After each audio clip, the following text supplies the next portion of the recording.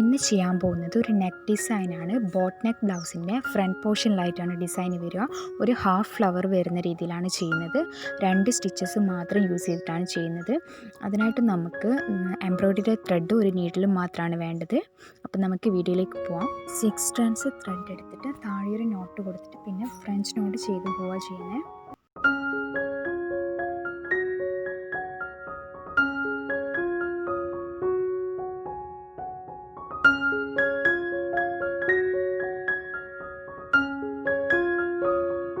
താഴെ നിന്ന് നീഡിൽ മുകളിൽ കൊണ്ടുവന്നതിന് ശേഷം ആ നീഡിൽ 2 പ്രാവശ്യം ത്രെഡ് ചുറ്റി കൊടുത്തതിന് ശേഷം അതേ പോയിന്റിലൂടെ തന്നെ താഴെ ഇറക്കുകയാണ് ചെയ്യുന്നത്. ഫ്രഞ്ച് നോട്ട് എങ്ങനെ പെർഫെക്റ്റായിട്ട് ചെയ്യാമെന്നുള്ള ഒരു വീഡിയോ ഞാൻ മുന്നേ ചെയ്തിട്ടുണ്ടായിരുന്നു. അതിൻ്റെ ലിങ്ക് ഞാൻ ഡിസ്ക്രിപ്ഷൻ ബോക്സിൽ കൊടുക്കുക. അപ്പോൾ അതൊന്ന് കണ്ടു നോക്കിയാൽ ഫ്രഞ്ച് നോട്ട് ചെയ്യേണ്ടത് കറക്റ്റായിട്ട് മനസ്സിലാവും. ഫ്രഞ്ച് നോട്ടും ഫിഷ് ബോൺ സ്റ്റിച്ചുമാണ് ഈ എംബ്രോയ്ഡറിക്ക് യൂസ് ചെയ്യുന്നത്.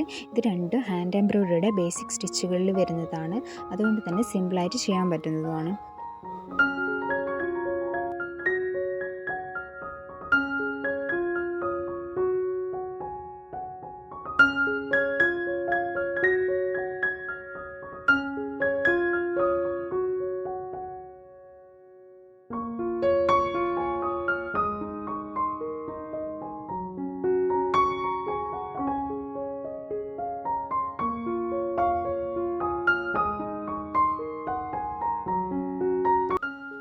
ഫ്രഞ്ച് നോട്ട് ചെയ്തതൊന്ന് സൂം ചെയ്തതാണിത്.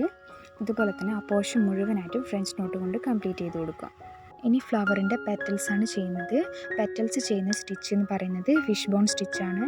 ഫിഷ് ബോൺ സ്റ്റിച്ചിൻ്റെ എംബ്രോയ്ഡറി ഞാൻ മുന്നേ ചെയ്തിട്ടുണ്ടായിരുന്നു. അതിൻ്റെ ലിങ്കും ഞാൻ ഡിസ്ക്രിപ്ഷൻ ബോക്സിൽ കൊടുക്കാം.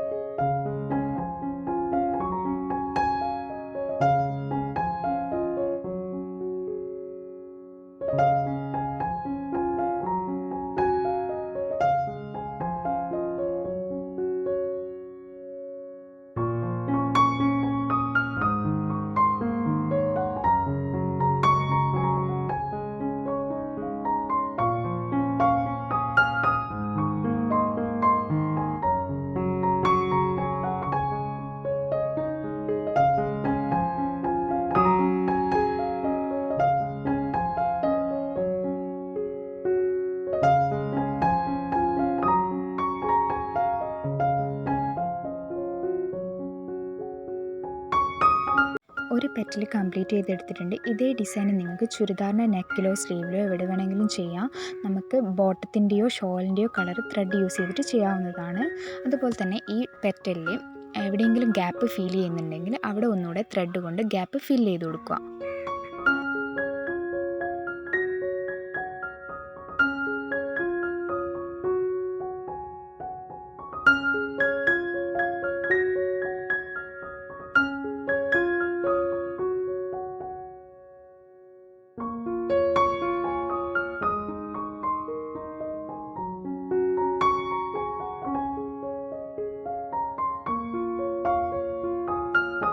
ഒരു പെറ്റൽ കംപ്ലീറ്റ് ചെയ്തു. ഇനി എല്ലാ പെറ്റൽസും സെയിം സ്റ്റിച്ച് ഉപയോഗിച്ചിട്ട് തന്നെ കംപ്ലീറ്റ് ചെയ്ത് കൊടുക്കുക.